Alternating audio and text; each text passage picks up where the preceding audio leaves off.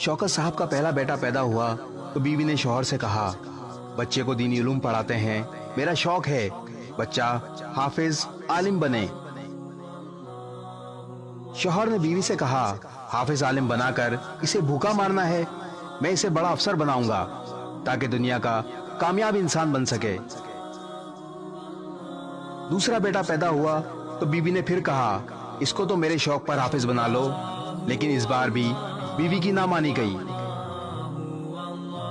तीसरा बेटा पैदा हुआ तो बीवी ने बहुत मिन्नत समझत की कि दोनों बच्चे आपकी मर्जी के मुताबिक दुनियावी तालीम हासिल कर रहे हैं, इस बेटे को मेरी मर्जी पर हाफिज बनने दो। शौकत साहब ने बीवी के कहने पर आखिरकार छोटे बेटे को मदरसे में दाखिल करवा दिया। आखिर वक्त का पहिया घूमता रहा। बड़े दोनों बच्चे तालीम हासिल करने के बाद आला सरकारी ओहदों पर फाइज हो गए। छोटा बेटा हाफिज कारी आलिम बन गया। एक दिन शौकत साहब ने फखरिया अंदाज में बीवी से कहा, बड़े दोनों बच्चे आला सरकारी ओहदों पर फाइज हैं, अच्छा कमा रहे हैं,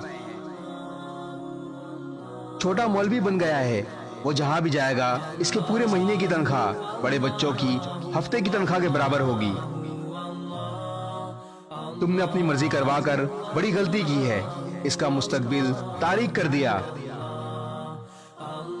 बीवी ने शौहर से कहा, कल तीनों बच्चों का इम्तिहान लेते हैं, देखते हैं कौन सा बच्चा कामयाब होता है और कौन सा नाकाम। दूसरे दिन शाम को बच्चों के घर आने का वक्त हुआ तो माँ ने सर के बाल बखेर लिए, दुपट्टा फाड़ा और चारपाई पर बैठ गई। बाप अंदर कमरे में छुपकर बैठ गया। पहले बड़ा बेटा घर आया, माँ को जुड़ी हुई हालत में देखा तो पूछा, क्या हुआ माँ, ये क्या हालत बनाई हुई है? तो माँ ने कहा, तुम्हारे बाप ने मुझे मारा पीटा है। बेटे ने बाप को बुरा भला कहा और थकावट का कहकर अपने कमरे में चला गया। दूसरा बेटा आया, इसने भी माँ को बुरी हालत में देखकर वजह पूछी तो माँ ने शौहर को बदवाएं की और बताया कि तुम्हारे बाप ने मुझे मारा है।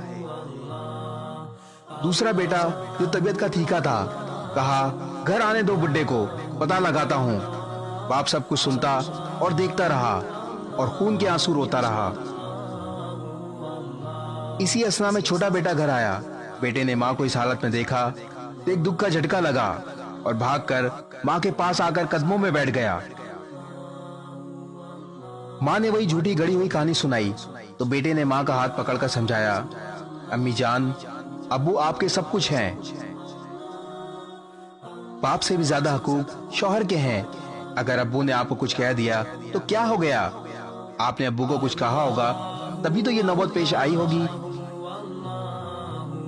कुछ भी नहीं हुआ अम्मी जान, दुख मत करें, अब्बू आपके सरताज हैं, सब कुछ हैं, हौसला करो अम्मी जान, सब्र करो और माफ कर दो।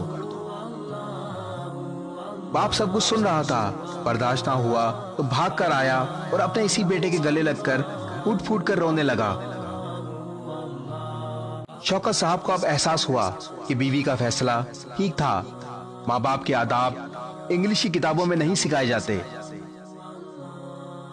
माँ बाप के हकूक से आशना तो कुरान व हदीस करवाता है। माँ बाप से कैसे पेश आना है ये कुरान व हदीस बताता है।